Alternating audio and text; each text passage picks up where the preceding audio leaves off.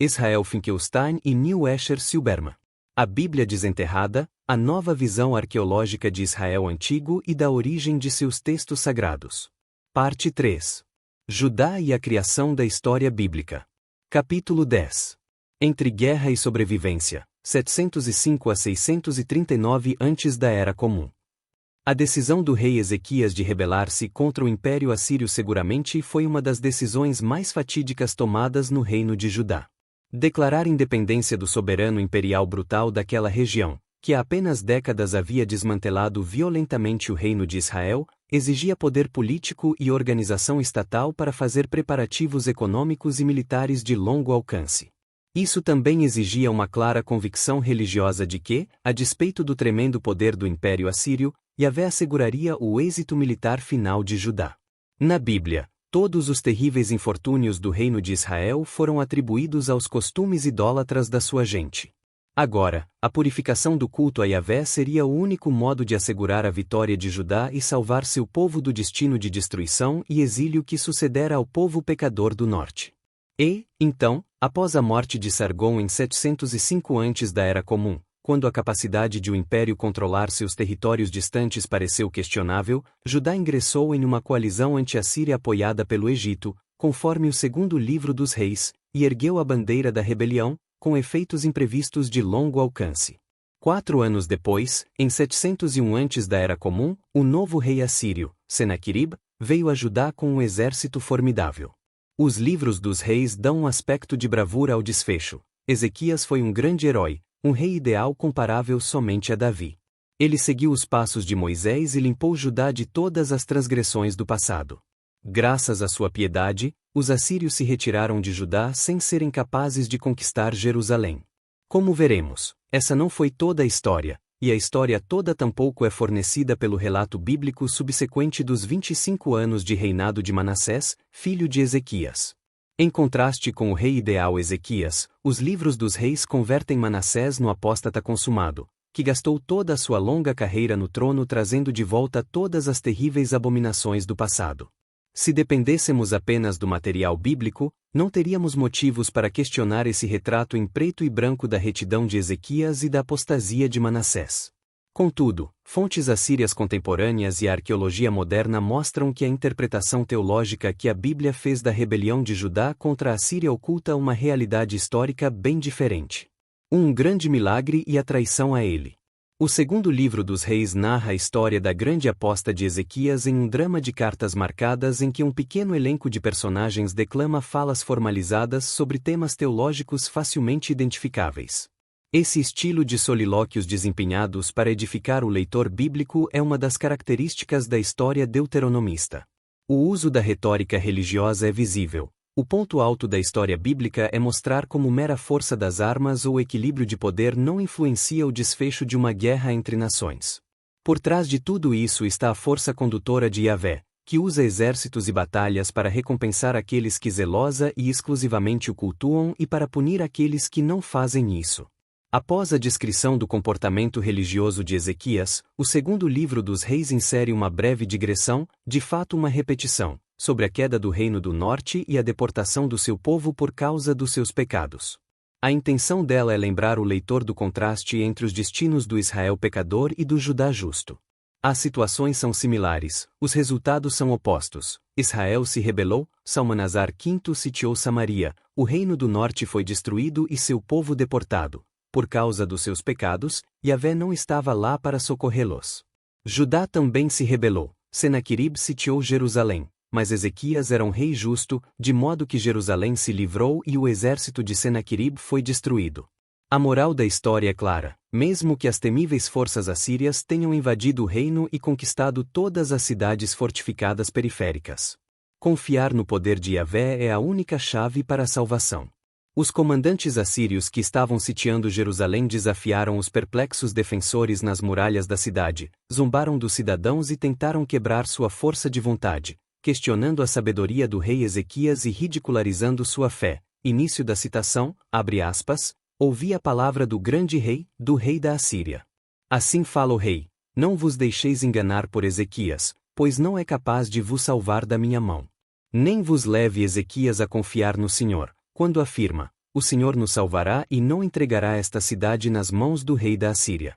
Não deis atenção a Ezequias, pois assim fala o rei da Assíria: fazei as pazes comigo e rendei-vos a mim, de modo que cada um possa comer os frutos da sua videira e figueira e tomar a água de sua cisterna, até que eu venha conduzir-vos a um país semelhante ao vosso, país de trigo e vinho, país de pão e vinhas, país de oliveiras e mel, de modo que possais viver e não morrer. Não deis atenção a Ezequias, pois ele vos ilude quando afirma que o Senhor vos salvará. Por acaso os deuses dos povos conseguiram livrar seu respectivo país das mãos do rei da Assíria? Onde estão os deuses de Ema e Arfad? Onde estão os deuses de Sefarvaim, Ana e Ava? Acaso livraram Samaria da minha mão? Quem dentre todos os deuses desses países foi capaz de livrar o seu país da minha mão? O Senhor seria capaz de livrar Jerusalém da minha mão? Fecha aspas, segundo o livro dos Reis. Ezequias fica profundamente abalado, mas o profeta Isaías o recompõe com um oráculo divino. Início da citação, abre aspas, assim fala o Senhor. Não tenhas medo das palavras que ouviste e das blasfêmias que os servos do rei da Assíria lançaram contra mim. Eis que vou insuflar nele um espírito. Quando ouvir certa notícia, voltará para o seu país e lá o farei sucumbir à espada. Por isso fala o Senhor a respeito do rei da Assíria: ele não virá a esta cidade e não lhe lançará flecha alguma. Não a assaltará com escudo e tampouco contra ela levantará um aterro. Mas voltará pelo caminho que o trouxe. Protegerei esta cidade e a salvarei em atenção a mim e ao meu servo Davi. Fecha aspas, segundo o livro dos Reis.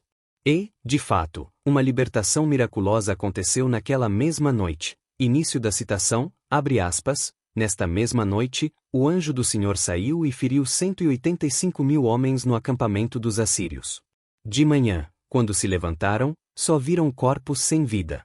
Em consequência, Senaquerib, rei da Assíria, levantou o acampamento, voltou para Nínive e ali ficou.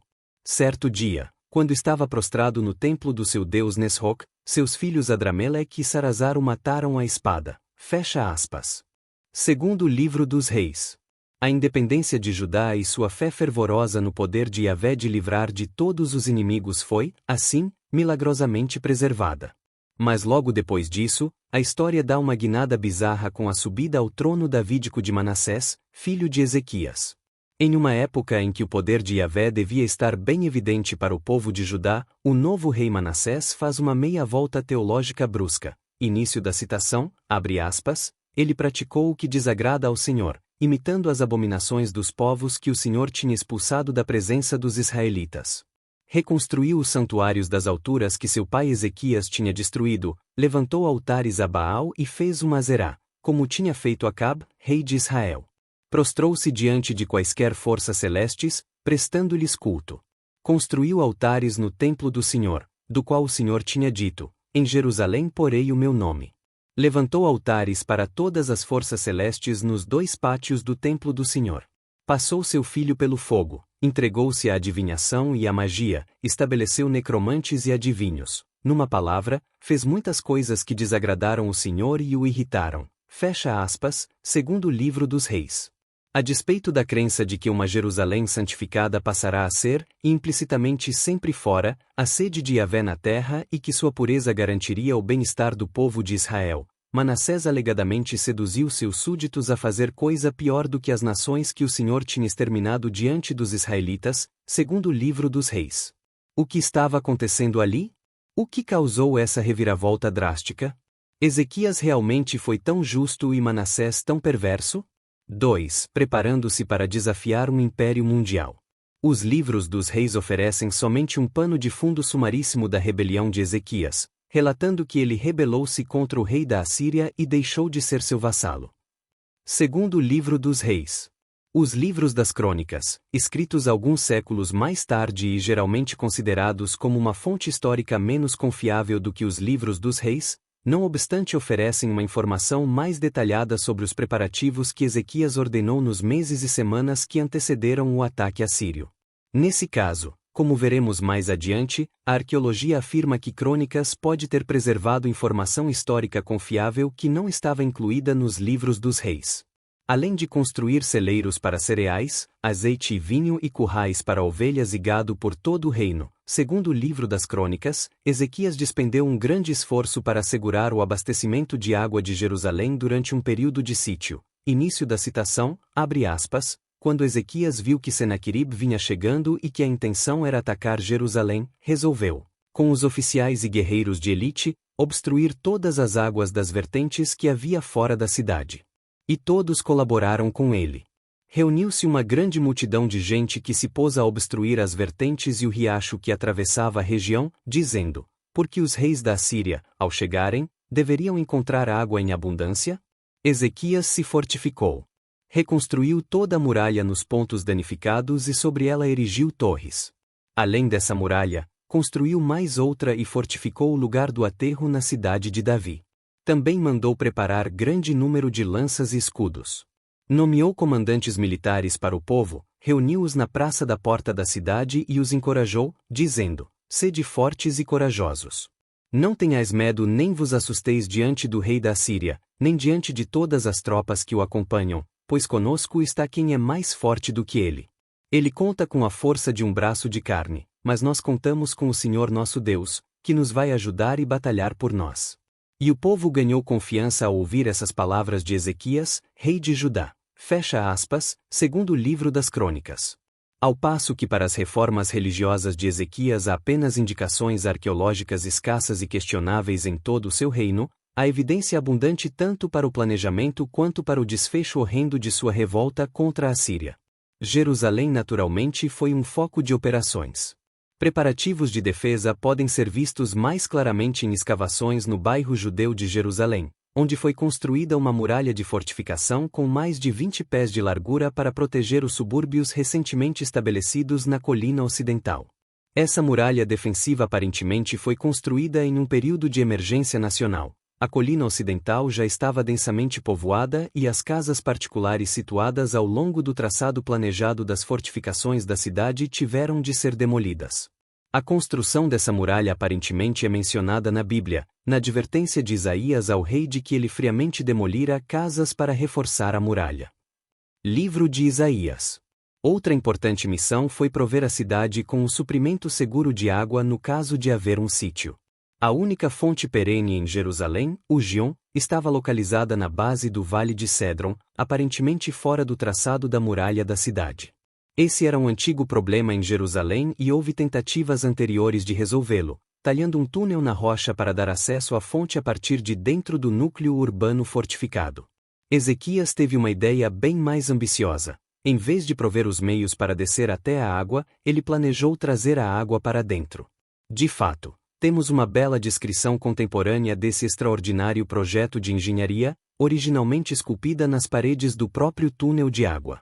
Descoberta no final do século XIX perto da extremidade sul do túnel, essa inscrição monumental única em hebraico conta como um longo túnel subterrâneo foi talhado na base rochosa para trazer água da fonte de Gion para um tanque protegido dentro dos muros da cidade. Tendo quase 1/3 de milha de comprimento, largura e altura suficientes para que uma pessoa pudesse passar caminhando por ele, o túnel foi talhado de maneira tão precisa que a diferença de nível entre a fonte e a piscina é de apenas 1 pé de altura. De fato, o texto antigo, agora conhecido como a Inscrição de Siloé, comemora a obra, capta o drama do projeto ao aproximar-se da conclusão, descrevendo como o túnel foi talhado por 2 equipes que foram se aproximando a partir de extremidades opostas. Início da citação, abre aspas, quando o túnel foi aberto. E ele foi perfurado da seguinte maneira, enquanto ainda havia machados, cada homem em direção ao seu companheiro, e quando ainda faltavam 3 covados para serem perfurados, ouviu-se a voz de um homem chamando seu companheiro, pois havia uma sobreposição na rocha à direita e à esquerda. E quando o túnel foi aberto, os pedreiros cortaram a rocha, cada homem em direção ao seu companheiro, machado contra machado. E a água fluiu da fonte em direção ao reservatório por 1.200 covados, e a altura da rocha acima das cabeças dos pedreiros era de 100 covados. Fecha aspas. Uma questão ainda em debate é como eles conseguiram se encontrar no meio apesar do fato de o túnel ser curvo. Provavelmente foi uma combinação de habilidades técnicas e o conhecimento profundo da geologia do monte. Essa realização extraordinária não escapou à atenção dos historiadores bíblicos e representa um dos raros exemplos em que o projeto específico de um rei hebreu pode ser arqueologicamente identificado com segurança. Início da citação, abre aspas, o resto da história de Ezequias, todos os seus êxitos militares. A construção do açude e do canal para conduzir a água para a cidade estão registrados no livro dos Anais dos Reis de Judá. Fecha aspas, segundo o livro dos Reis. Fora de Jerusalém, Ezequias aparentemente tirou todo o proveito possível das instituições do Estado para assegurar que todo o seu reino estivesse preparado para a guerra. A cidade de Laquis na Cefelá foi cercada por um formidável sistema de fortificação que consistiu de um revestimento de pedra em declive até a metade da encosta do monte e de uma parede de tijolos maciça em sua cimeira. Um enorme bastião protegia um portão de 6 câmaras que dava acesso à cidade e um amplo pódio elevado no interior das muralhas provavelmente constituiu a base de um palácio ou de uma residência do comandante real da cidade. Adicionalmente, um complexo de prédios, similar ao dos estábulos de Meguido, foi construído perto do palácio para servir de estábulos ou armazéns. Um poço largo cavado na rocha pode ter servido como parte superior de um sistema de abastecimento de água. Embora alguns desses elementos possam ter sido construídos antes da época de Ezequias, eles estavam todos presentes em sua época e foram reforçados e preparados para enfrentar o exército de Senaquerib. Nunca antes um rei judaíta havia investido tanta energia e conhecimento técnico nem tantos recursos em preparativos para a guerra. Achados arqueológicos indicam que a organização de provisões em Judá foi centralizada pela primeira vez.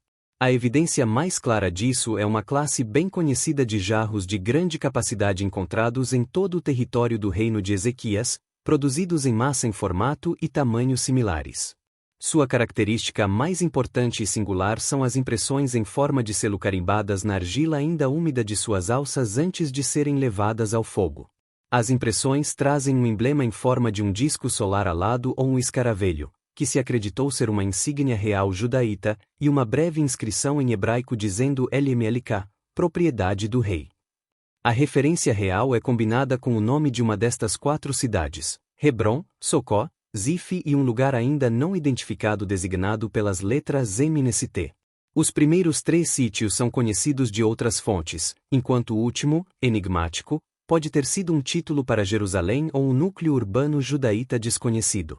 Estudiosos propuseram várias explicações alternativas para a função desses jarros, que eles continham os produtos das propriedades reais, que eram usados como recipientes oficiais para cobrança de impostos e distribuição de mercadorias, ou que as impressões em forma de selo eram meramente as marcas que identificavam as oficinas de cerâmica em que os jarros de armazenagem oficiais da realeza eram manufaturados.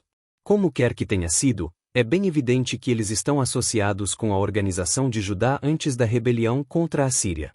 Não há como ter certeza da extensão geográfica dos preparativos de Ezequias para a rebelião. O segundo livro das Crônicas registra que ele enviou mensageiros a Efraim e Manassés, isto é, ao território montanhoso do Reino do Norte derrotado, para convocar os israelitas que estavam lá a juntarem-se a ele em Jerusalém para a celebração da Páscoa. Segundo livro das Crônicas. A maior parte desse relato dificilmente é histórica. Ele foi escrito do ponto de vista de um autor anônimo do século V ou do século IV antes da Era Comum, que apresentou Ezequias como um segundo Salomão, que uniu todo Israel em torno do templo em Jerusalém. Porém, a indicação do interesse de Ezequias nos territórios do anterior reino de Israel pode não ser toda invenção, porque naquele tempo Judá podia reivindicar sua liderança sobre toda a terra de Israel. Mas mesmo que fosse isso, reivindicações são uma coisa e metas alcançáveis são outra bem diferente. No final das contas, a revolta de Ezequias contra a Síria se comprovou como uma decisão desastrosa. Embora inexperiente, Senaquerib, na liderança de uma maciça força invasora assíria, provou de sobra seus talentos no campo de batalha. O rei Ezequias de Judá não foi páreo para ele. 3. O que aconteceu realmente? A violenta vingança de Senaquerib. A despeito do relato bíblico sobre a libertação milagrosa de Jerusalém, há registros assírios contemporâneos que fornecem um quadro muito diferente do desfecho da revolta de Ezequias. O relato assírio da devastação promovida por Senaquerib na zona rural judaíta é apresentado de modo conciso e frio. Início da citação, abre aspas, quanto a Ezequias, o judaíta, ele não se submeteu ao meu jugo.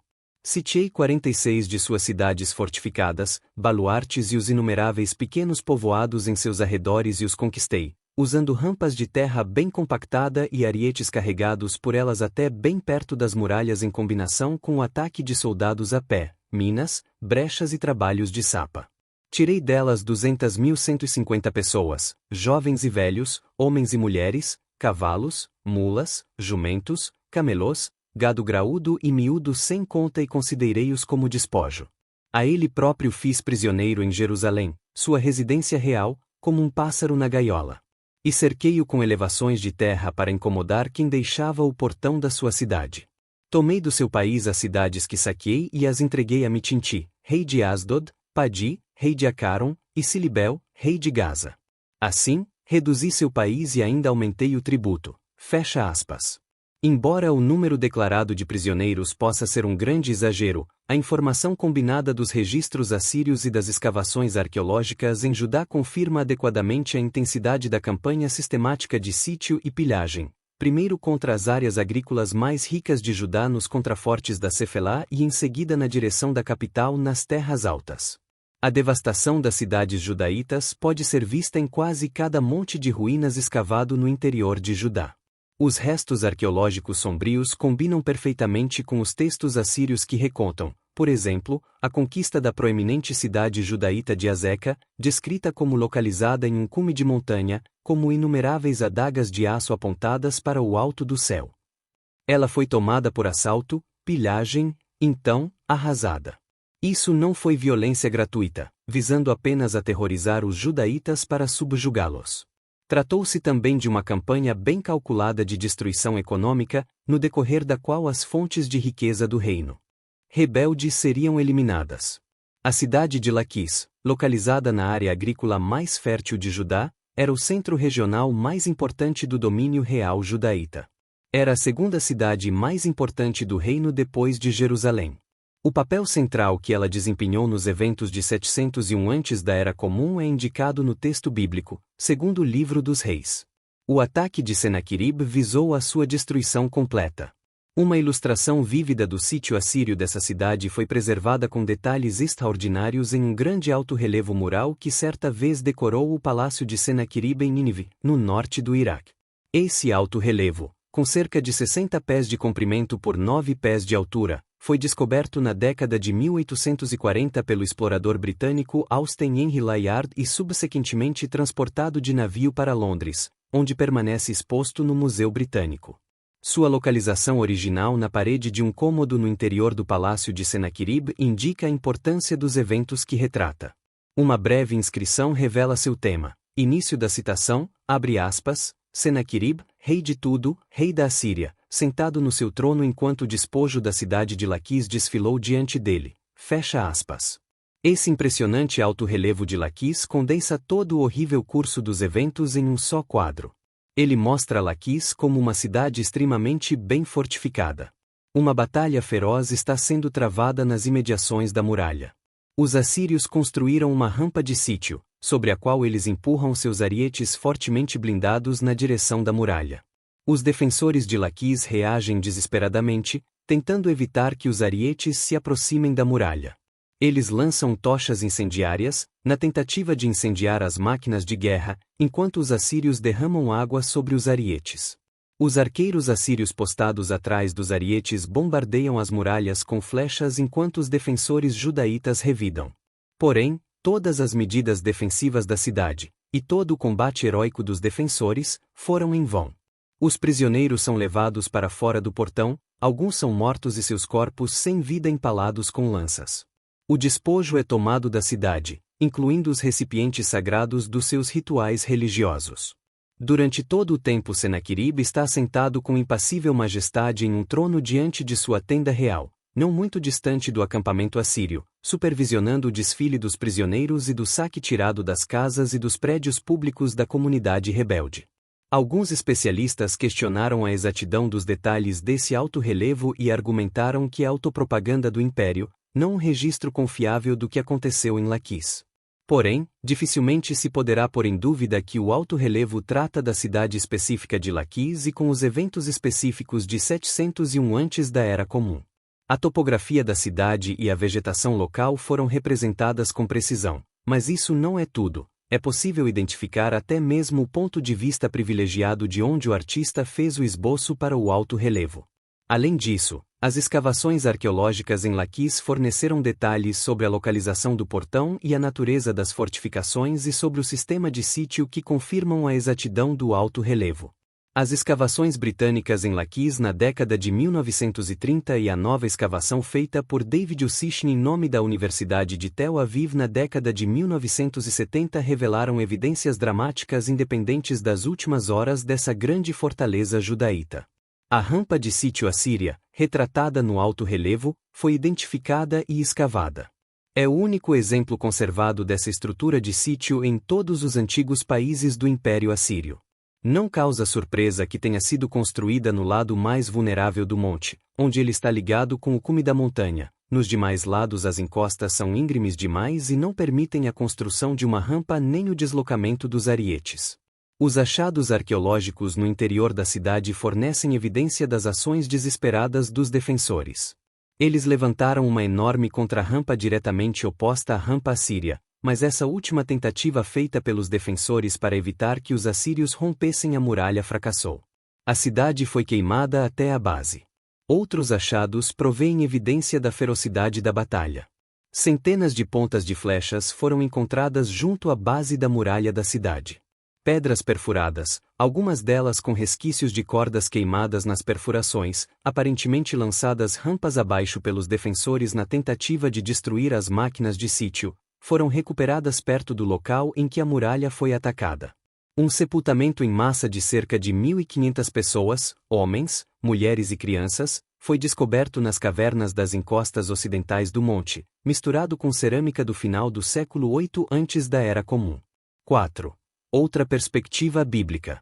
Embora o segundo livro dos reis se concentre no poder salvador de Yahvé sobre Jerusalém e mencione apenas laconicamente a conquista de todas as cidades fortificadas de Judá, segundo o livro dos reis, outros textos bíblicos revelam os horrores da campanha assíria para aqueles judaítas que foram suficientemente azarados de terem sido vítimas da fúria de Senaquerib na zona rural. Essas passagens não serão encontradas na história deuteronomista, mas nas obras dos profetas. Duas testemunhas contemporâneas, os profetas Isaías e Miqueias, falaram do medo e da aflição que paralisaram Judá na esteira do avanço assírio. Isaías, que esteve em Jerusalém na época do sítio, descreve vividamente a campanha militar que atingiu o setor norte de Jerusalém. Livro de Isaías.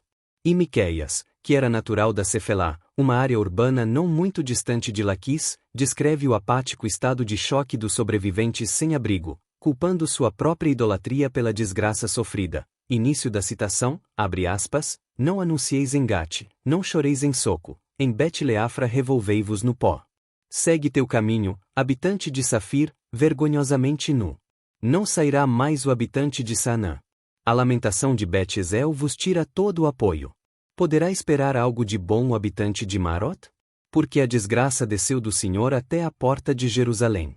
Atrela o cavalo ao carro, habitante de Laquis.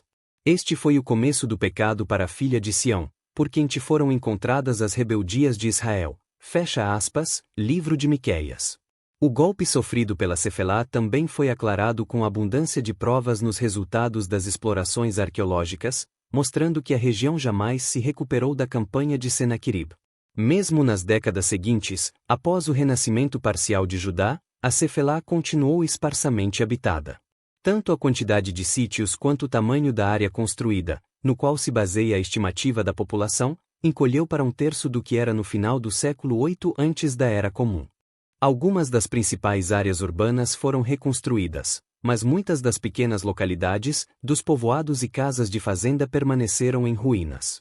Esse fato é particularmente significativo se lembrarmos que, no século 8, antes do ataque assírio, a população da Cefelá chegava a 50.000 pessoas, quase a metade da população de todo o reino.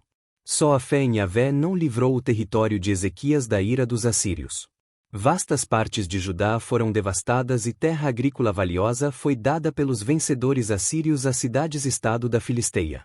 O território de Judá encolheu drasticamente. Ezequias foi forçado a pagar um pesado tributo à Assíria e uma quantidade considerável de judaítas foi deportada. Só Jerusalém e as montanhas judaítas situadas diretamente ao sul da capital foram poupadas. Não obstante tudo o que a Bíblia conta da piedade de Ezequias e da intervenção salvadora de Yahvé, a Assíria foi o único vencedor. Senaqueribe atingiu plenamente seus objetivos. Ele quebrou a resistência de Judá e o subjugou. Ezequias tinha herdado um estado próspero e Senaqueribe o destruiu. 5. Ajuntando os pedaços. Em decorrência da rebelião fracassada contra a Assíria, muitos devem ter encarado a política de purificação religiosa e confrontação com a Assíria adotada por Ezequias como um erro terrível e temerário. Alguns dos sacerdotes da área rural devem ter chegado a argumentar que o que trouxe toda aquela desgraça sobre a terra foi, na verdade, a destruição blasfema dos venerados lugares altos levada a cabo por Ezequias e a proibição do culto a Azerá, às estrelas, à lua e a outras divindades ao lado de Yahvé. Por termos principalmente a literatura da facção só Yahvé, não sabemos o que seus oponentes podem ter alegado. Mas sabemos que, em 698 antes da Era Comum, 3 anos depois da invasão de Senaqueribe, quando Ezequias morreu e seu filho Manassés subiu ao trono com 12 anos de idade, foi restaurado o pluralismo religioso na zona rural de Judá, agora consideravelmente reduzida. O segundo livro dos Reis relata esse fato em tom de denúncia e grande indignação. Para o historiador deuteronomista, Manassés foi mais do que um apóstata ordinário.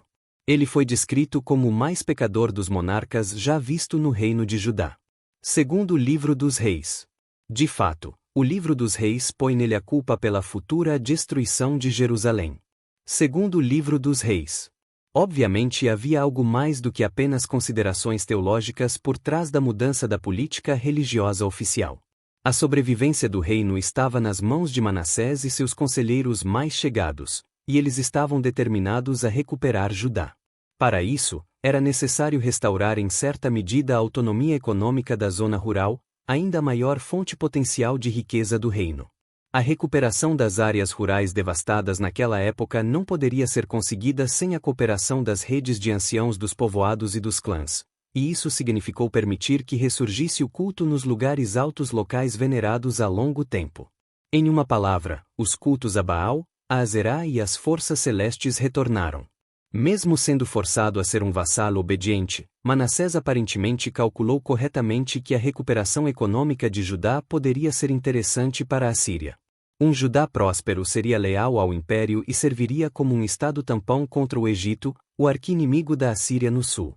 E os assírios podem até ter concedido a um Judá contrito o status de vassalo mais favorecido. Um texto do século VII, contendo o relatório de tributos entregues por estados da parte sul do Levante ao rei assírio, indica que o tributo de Judá foi consideravelmente menor do que aquele que foi pago pelos seus vizinhos Amon e Moab, que eram vassalos assírios mais pobres. Manassés parece ter justificado a confiança nele depositada pelos senhores assírios. Um documento da época de Azaradon, que sucedeu Senaqueribe no trono da Assíria, menciona Manassés em um grupo de 22 reis que receberam ordens de enviar materiais de construção para um projeto real em Nínive. O rei assírio seguinte, Assurbanipal, listou Manassés entre os reis que lhe enviaram presentes e que o ajudaram a conquistar o Egito. Embora o segundo livro das Crônicas nos informe que, em certo momento de seu reinado, Manassés tenha sido levado cativo pelos assírios para a Babilônia, segundo o livro das Crônicas, as circunstâncias e até mesmo a confiabilidade histórica do referido aprisionamento são objeto de debate continuado. O que está claro é que seu longo reinado, 55 anos, foi um período pacífico para Judá. As cidades e povoações estabelecidas durante seu reinado sobreviveram até a destruição final de Judá no século subsequente. Arqueologicamente não é fácil distinguir os achados do início do século VII daqueles da segunda metade do mesmo século. Contudo, sabemos o suficiente para argumentar que a devastação generalizada da Cefelá, e a anexação de grandes trechos do território pelas cidades filisteias, levou a população das terras altas de Judá a crescer. Isso se deveu quase com certeza à chegada de refugiados judaítas que fugiram das regiões desoladas da Cefelá. A produção agrícola se intensificou em torno da capital. Um denso sistema de fazendas se formou em torno de Jerusalém e ao sul da cidade, perto de Belém, no século VII antes da Era Comum. Seu objetivo provavelmente foi alimentar a população crescente da metrópole. Mas o desenvolvimento mais fascinante em Judá durante o século VII foi a expansão demográfica dos assentamentos judaítas para as zonas áridas a leste e a sul. No deserto de Judá, onde não havia assentamento permanente durante o século VIII, algo extraordinário aconteceu nas décadas seguintes. No século VII, grupos de pequenos sítios foram estabelecidos em todo o nicho ecológico que apresenta-se condições levemente mais apropriadas ao cultivo do que o resto do deserto. No Vale de Buquia, a meio caminho entre Jerusalém e o Mar Morto, perto de Jericó e ao longo da costa do Mar Morto. No Vale de Bersabeia, a quantidade de sítios cresceu muito além do que havia no período anterior. Entre o século VIII e o século VII, a área construída, em consequência, a população nessa região decuplicou. Esse desenvolvimento poderia estar relacionado com a política de Manassés? Isso parece muito provável. É evidente que até a campanha de Senaquerib, a economia do reino judaíta estava bem equilibrada pelos diferentes nichos ecológicos do seu território. Pomares de oliveiras e videiras eram cultivados principalmente na região montanhosa, o cereal era produzido primeiramente na Cefelá e a criação de animais era praticada em sua maior parte na orla do deserto ao sul e a leste. Quando a Cefelá foi entregue às cidades-estado filisteias, Judá perdeu suas ricas terras produtoras de grãos no oeste. Na mesma época, a população a ser alimentada nas partes remanescentes do reino cresceu significativamente. Essas pressões provavelmente impeliram parte da população de Judá para as áreas periféricas do reino, em uma tentativa desesperada de compensar a perda da rica terra agrícola da Cefelá. De fato, a exploração das zonas áridas podia resolver o problema. Estimativas do potencial agrícola do Vale de Bersabeia na antiguidade indicam que, se fosse bem organizada, só a produção daquele lugar poderia ter suprido até um quarto da demanda total de cereal de Judá. Porém, isso não poderia ter sido feito em escala tão ampla sem a assistência do Estado. Em consequência, é razoável presumir que a expansão para as zonas áridas tenha sido inspirada, se não de fato conduzida, pela nova linha política e econômica de Manassés. 6. Caravanas árabes e azeite de oliva. O programa de Manassés foi além da simples subsistência. Ele estava determinado a integrar Judá na economia do mundo assírio. As duas principais atividades econômicas da Assíria em Judá e nas regiões circunvizinhas eram o comércio de artigos de luxo exóticos e incenso da Arábia e a produção em massa e a distribuição de azeite de oliva. O comércio árabe era um dos principais interesses econômicos da Assíria e dificilmente se poderá duvidar que, desde o final do século VIII antes da Era Comum, ele proporcionou ao império um lucro significativo. De modo correspondente, a Assíria tinha grande interesse na segurança das rotas do deserto que levavam da Península Arábica para o norte até seu ponto de chegada à costa do Mediterrâneo. O rei assírio Teglat-Falazar III, em uma de suas inscrições triunfais, considerou Gaza, o ponto de chegada tradicional das rotas do deserto, como a alfândega da Assíria e pôs ali seus funcionários para cobrar taxas do porto, que servia de vitrine para as rotas de caravanas por terra. Sargão II declarou ter aberto a fronteira com o Egito para o comércio e misturado assírios e egípcios. Certo número de fortes e centros administrativos assírios de fato foi posto a descoberto em diferentes lugares no sul da planície costeira, e um grande sítio fortificado com restos de armazéns foi escavado na costa ao sul de Gaza. O conjunto de ossos de animais escavados em Tel Geme, outro sítio perto de Gaza, mostra um crescimento drástico na quantidade de camelôs no século VII. Um estudo desses ossos pela arqueozoóloga Paula Vapnich indica que esses camelôs, todos em idade adulta, em consequência, não integrantes de um rebanho natural criado no local, provavelmente foram usados no comércio das caravanas. Os territórios no extremo sul ainda controlados pelo reino de Judá no Vale de Bersabeia, as terras altas edomitas e a planície costeira sul comportavam algumas das mais importantes rotas de caravanas. Estas foram algumas das áreas que experimentaram um crescimento demográfico sem precedentes no século VII. A ocupação generalizada do Planalto Edomita aconteceu nessa época, sob a dominação assíria. De fato, foi só nessa época que Edom emergiu como um estado plenamente desenvolvido, ou seja, como resultado desses desenvolvimentos. Os ricos e variados achados arqueológicos da vasta área entre Edom e a Filisteia indicam que assírios, árabes, fenícios e edomitas estiveram envolvidos nessa florescente atividade comercial. Judá sob Manassés também foi um participante proeminente. A onda de assentamentos no Vale de Bersabeia deve ser entendida sobre esse pano de fundo. Judá pode ter se expandido até mais para o sul ao longo das rotas comerciais. 2 grandes fortes do século VII foram escavados no meio do deserto. O primeiro é Cades Barneia, na margem oeste das terras altas do Negueb, cerca de 80 quilômetros a sudoeste de Bersabeia. O sítio domina os oásis mais extensos na importante rota comercial que leva do sul da Palestina até a entrada do Golfo de Aqaba e dali para o interior da Arábia. O segundo forte foi escavado recentemente em Azeva, um sítio localizado cerca de 30 quilômetros ao sul do Mar Morto junto a outra rota para o sul. Os achados feitos nos 2 fortes levaram o historiador da Bíblia Nadal Naama a propor que ambos foram construídos no início do século VII antes da Era Comum sob auspícios assírios, com a assistência dos estados vassalos locais, e foram guarnecidos por tropas de Judá e Edom.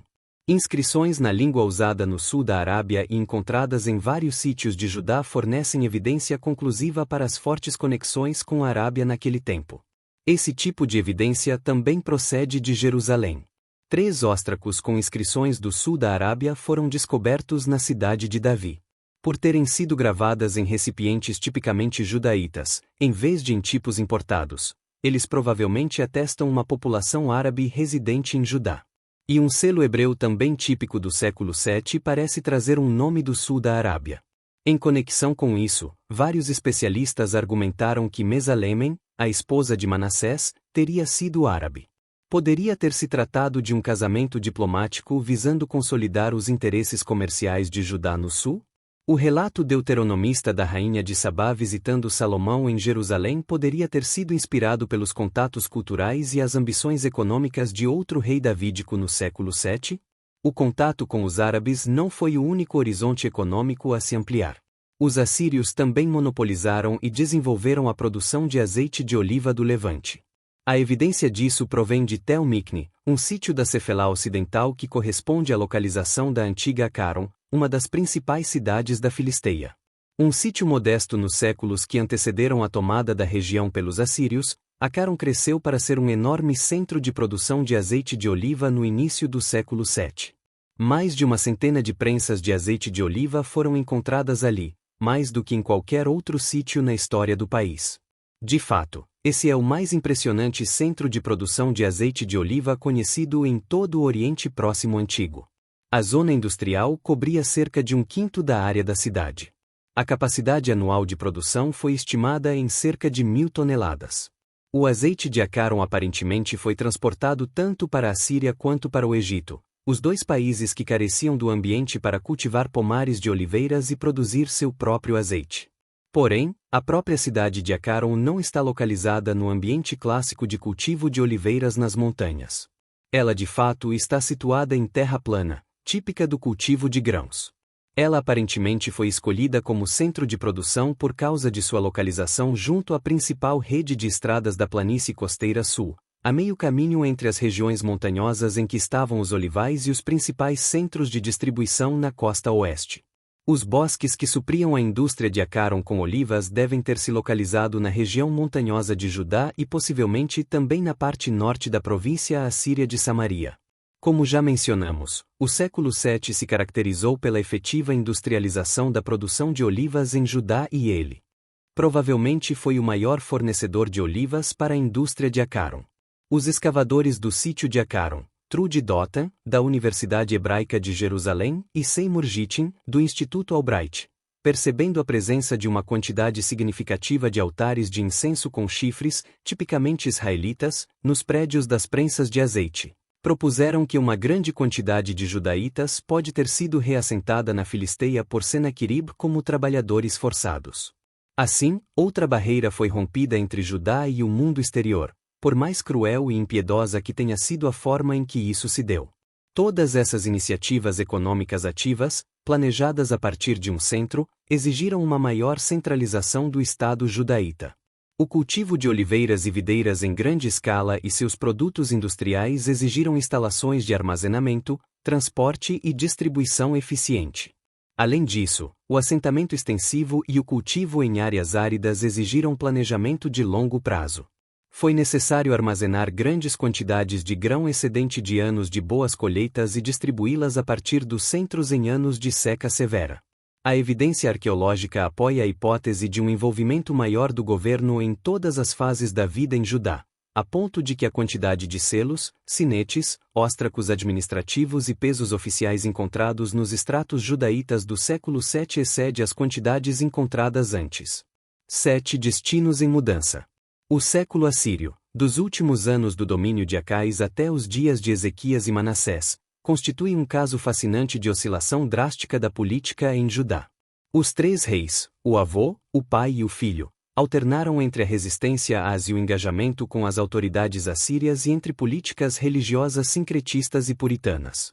O tratamento que lhes foi dispensado pelos historiadores bíblicos também reflete essas mudanças, mas de uma perspectiva inteiramente diferente. Acais foi descrito como um idólatra que cooperou com os assírios. Ezequias é o inverso. Não houve erros no seu reinado, somente méritos. Ele foi um rei ideal, que purificou Judá de todas as transgressões do passado. E, diferentemente do seu pai pecador, que voluntariamente submeteu Judá à Assíria, Ezequias lutou bravamente e se desvencilhou do jugo da Assíria. Os assírios ameaçaram Jerusalém, mas Yahvé livrou a cidade milagrosamente. A história termina sem fazer menção da subjugação futura à Síria, exceto por um versículo. Não há palavras sobre os resultados catastróficos da campanha assíria na zona rural judaíta. Manassés também é uma imagem espelhada do seu pai, mas nesse caso uma imagem negativa. Ele é o apóstata consumado, que anulou as reformas e restaurou todas as abominações do passado. Muito diferente é a leitura que obtemos das fontes externas e da arqueologia. O colapso do Reino do Norte suscitou em Jerusalém sonhos de unir toda a população israelita sob uma capital, um templo e uma dinastia. Porém, diante dos poderosos assírios, havia somente 2 opções: esquecer o sonho e cooperar com a Assíria ou optar pela política nacionalista e aguardar o momento certo para se desvencilhar do jugo da Assíria. Altas apostas exigem medidas extremas. O século assírio testemunhou mudanças drásticas entre essas 2 opções. Acais foi um rei cauteloso e pragmático que salvou Judá do destino terrível de Israel e o conduziu à prosperidade. Ele entendeu que a única maneira de sobreviver era aliando-se à Assíria. Como vassalo leal, obteve concessões econômicas dos seus senhores e incorporou Judá na economia regional assíria. Acais governou em um período de prosperidade sem precedentes em Judá, e foi nesse período que Judá alcançou pela primeira vez o estágio de Estado plenamente desenvolvido. Porém, por permitir que as práticas religiosas tradicionais florescessem, ele granjeou a ira do historiador deuteronomista. Em seus primeiros anos no poder, Ezequias não teve outra escolha senão seguir os passos do seu pai. Porém, quando o grande Sargão morreu no campo de batalha e Senaquerib subiu ao poder, a Assíria enfrentou rebeliões em várias partes do império. Subitamente a restauração de um Estado pan-israelita pareceu realista, especialmente com a esperada ajuda do Egito. Ezequias deslanchou uma reforma religiosa que serviu para justificar a revolta e fez a população se levantar para apoiá-la. Porém, a revolta contra a Assíria comprovou-se uma decisão temerária que resultou em desastre. Quando Manassés subiu ao trono, o poder em Jerusalém retornou ao campo moderado. Visto que ele tinha somente 12 anos de idade naquele tempo, dificilmente se poderá duvidar que o golpe de Estado em Jerusalém havia sido previamente planejado. Manassés fez a roda da história retornar aos dias de Acais. Seu longo domínio marca um triunfo completo do campo pragmático e sincretista. Ele optou pela cooperação com a Assíria e reintegrou Judá na economia regional assíria. Como uma fênix que ressurge das cinzas, Judá começou a recuperar-se do trauma sofrido com a campanha de Senaquerib. Os profetas e sábios do movimento Só Yahvé devem ter ficado terrivelmente frustrados com a reviravolta dos eventos. Todas as anteriores conquistas do seu herói Ezequias referentes à destruição do pecado da idolatria e ao desafio ao império estrangeiro foram anuladas, primeiro pelos exércitos brutais de Senaquerib e depois pelo filho do próprio Ezequias. Se, para eles, Ezequias era o potencial salvador de Israel, seu filho Manassés era o diabo. A narrativa bíblica deixa transparecer que agitações civis ocasionalmente se inflamaram em Judá. Os incidentes específicos por trás do relato de que Manassés fez correr rios de sangue inocente, a ponto de inundar Jerusalém de um extremo a outro, segundo o livro dos reis, são desconhecidos, mas podemos imaginar que os oponentes do rei podem ter tentado tomar o poder. Não é de admirar, então, que, quando os deuteronomistas chegaram ao poder em Judá pouco depois da morte de Manassés e começaram a escrever a história do reino, estabeleceram a história do jeito deles. Retrataram Manassés como o mais perverso de todos os reis e o pai de todos os apóstatas. 8. O clímax se aproxima. O êxito de Manassés em transformar Judá de uma terra devastada deixada por Senaqueribe em um estado altamente desenvolvido no Império Assírio trouxe grande riqueza para alguns e deslocamento social e incerteza para muitos. Baruch Alpern foi o primeiro a ressaltar que a afluência de refugiados do norte depois da queda de Samaria, a reorganização da zona rural sob Ezequias e a segunda torrente de refugiados em razão da devastação da Cefelá por Senaqueribe levaram à destruição definitiva da vinculação tradicional dos clãs a territórios particulares. Na zona rural, economias de escala, necessárias para produzir as enormes quantidades de olivas para prensagem e de grãos para distribuição, beneficiaram os que tinham condições de organizar o mecanismo do comércio e da produção agrícola bem mais do que os que laboravam nos campos.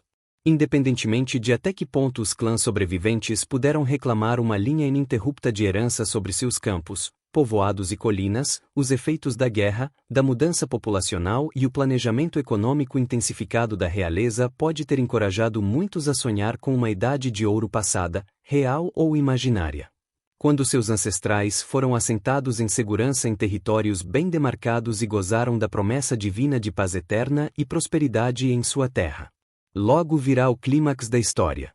Manassés morreu no ano de 642 antes da Era Comum e foi substituído por seu filho Amon. De acordo com o segundo livro dos reis, Amon praticou o que desagrada ao Senhor, como tinha feito seu pai Manassés. Segundo livro dos reis.